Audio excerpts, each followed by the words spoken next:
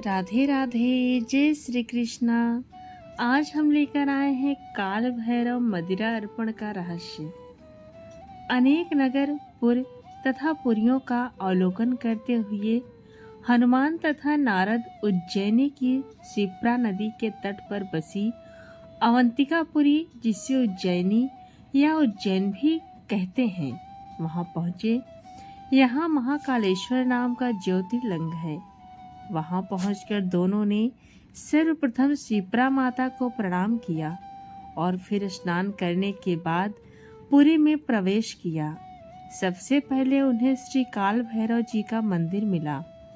अवंतिका के श्री काल भैरव मंदिर में जब महावीर हनुमान तथा देवार्षि नारद जी ने प्रवेश किया, तब वहां आरती हो रही थी। भक्त नाना प्रकार के वाद्य बजा रहे थे। कुछ भावुक जन ताली बजाते हुए उमंग में झूम रहे थे। प्रधान पुजारी जी 33 दीपों की आरती घुमा रहे थे। 11-11 दीपों की 3 प्रज्वलित पंक्तियां अत्यंत सुहानी लग रही थी। आरती हो जाने पर पुजारी जी ने नीराजन का जल छिड़का। सबने भक्ति पूर्वक अपने मस्तक झुकाकर उस जल को अपने तन पर पड़ने दिया और अपने को कृतार्थ माना। फिर सबने करबद्ध रूप में भगवान की स्तुति आरंभ किया।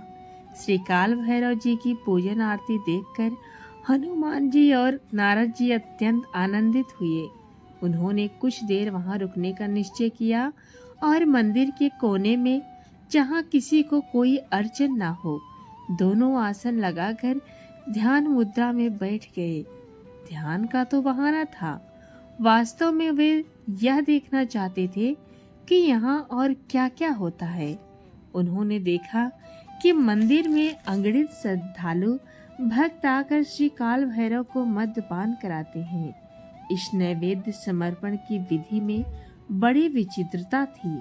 प्रत्येक भक्त अपने मद्य पात्र का 2/3 भाग भगवान के मद्य पात्र में डालता, जिसका 2/3 भाग कुछ ही क्षणों में भगवान ग्रहण कर लेते थे।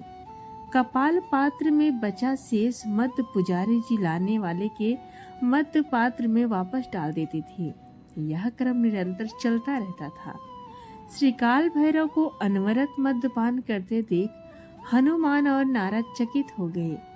नारद ने प्रश्न किया, हे महावीर, निरंतर मद्य का सेवन करने वाले ये देवता क्या और कुछ नहीं खाते पीते? हनुमान जी ने उत्तर दिया, इन्हें महाकाल का एक रूप समझो। ये महाकाल भैरव भी कहा जाते हैं। इन पर शमशान भैरवी या छिन्नमस्ता भैरवी अदृश्य रूप से सदैव सवार रहती है। उन्हीं भैरवी की शक्ति से यह विग्रह अपना कार्य करता रहता है। महाकाल या मृत्यु के रूप में प्रसिद्ध यह काल भैरव देवता मद्य के अतिरिक्त मरने वाले प्रत्येक प्राणी के रक्त आदि सप्त साधु का पान भी करते रहते हैं। इस उत्तर से नारद जी की जिज्ञासा शांत नहीं हुई। उसने अनुरोध किया कि कुछ अन्य पदार्थ निवेदन करके देख लिया जाए। हनुमान जी बोले, पुजारी जी से अनुमति लो, फिर प्रयत्न करो। नारद जी कोई साधारण व्यक्ति नहीं थे। वो दिव्य शक्ति संपन्न थे। स्मरण करते ही उनके हाथों में एक थाल उपस्थित हो गया, जिसमें नाना प्रकार के स्वादिष्ट फल, भांति भांति के सूखे मेवे और मिष्ठान आदि रखे हुए थे। नारद ने पुजारी जी के पास जाकर प्रार्थना किया, महाराज, मुझे भोग अर्पित करने की आज्ञा दीजिए। पुजारी ने मुस्कुराते हुए कपाल पात्र की ओर संकेत किया कि इसमें डालो। नारद जी ने एक एक करके सभी पदार्थ पात्र में डाले, किंतु देवता ने एक कण भी स्वीकार नहीं किया।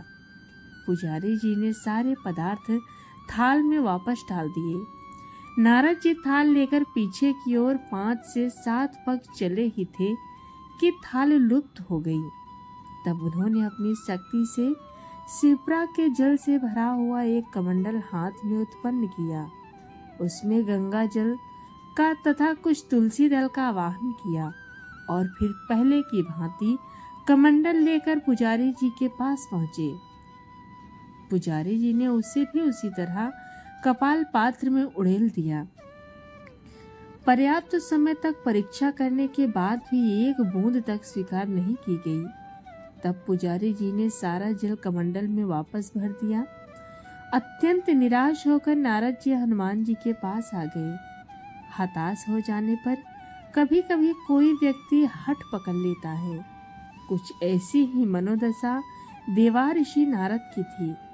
अपने प्रयास में 100% असफल होने के कारण उनके मन में कुछ खिजलाहट भी थी। उन्होंने भगवान जी से कहा, हनुमान जी से कहा, महावीर, आप जैसे सर्व समर्थ प्रभु के संग होते हुए भी मेरी पराजय हो जाए, ये बात उचित तथा न्याय संगत नहीं लगती।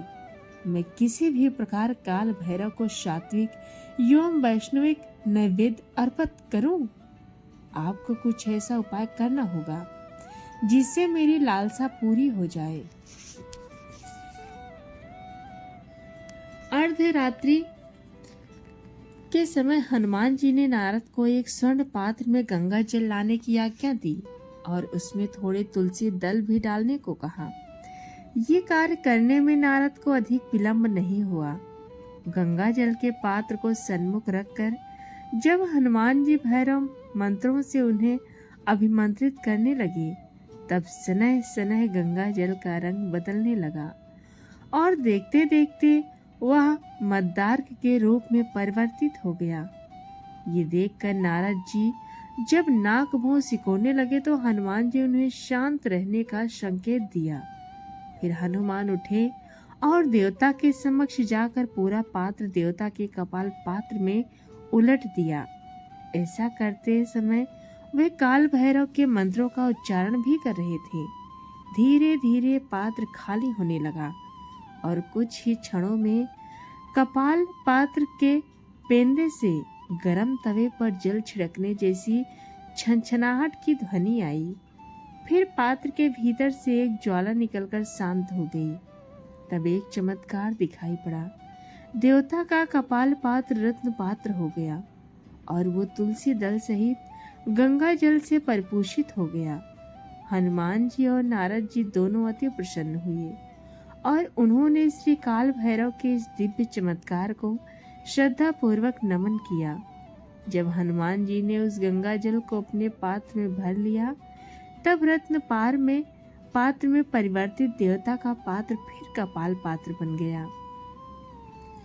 कहा जाता है कि यदि कोई व्यक्ति श्री बद्री नारायण जाकर तुलसी दल युक्त अलकनंदा के जल से वहां पूजन करे और फिर उस जल को भैरव के मंत्रों से अभिमंत्रित कर महाशिवरात्रि पर्व के अवसर पर अर्धरात्रि के समय अभिजीत मुहूर्त में श्री काल भैरव के कपाल पात्र में मंत्रोच्चार करे सहित डाल दे, तो पहले वो जल मद्दार्क में बदल जाता है और फिर बाद में गंगा जल हो जाता है।